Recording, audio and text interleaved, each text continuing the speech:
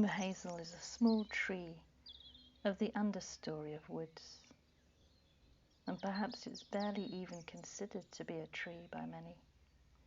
It is often cut or coppiced, but when it is left to grow, it can get up to 12 meters high. But usually it remains under the canopy of high woodland trees like ash, oak, and beech. But it is a ubiquitous tree and a generous one. In spring it dances its long, golden, pollen-filled catkins in the breeze, and in autumn an abundance of nuts hang from its branches. It is generous with its wood too. When cut or coppiced, it quickly regrows. So it's a tree that gives greatly of itself. But perhaps my favourite of its gifts are its tiny flowers.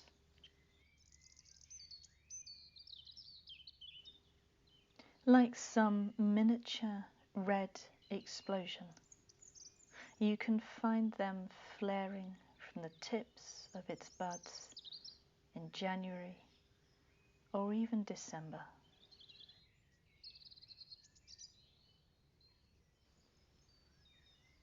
So besides generosity, there's something quietly understated about hazel.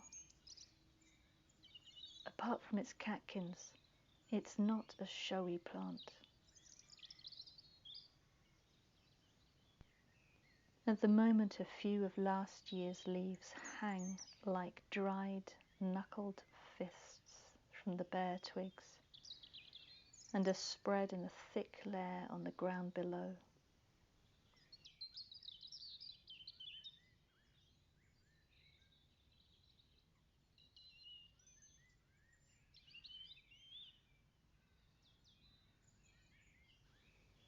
Its bark is quite varied. When young, a smooth, gleaming grey-brown with an almost metallic lustre, dotted with paler pores of lenticels. But when older, the whole thing becomes fretted with the curled edges of frayed bark into a sort of lattice, green with algae.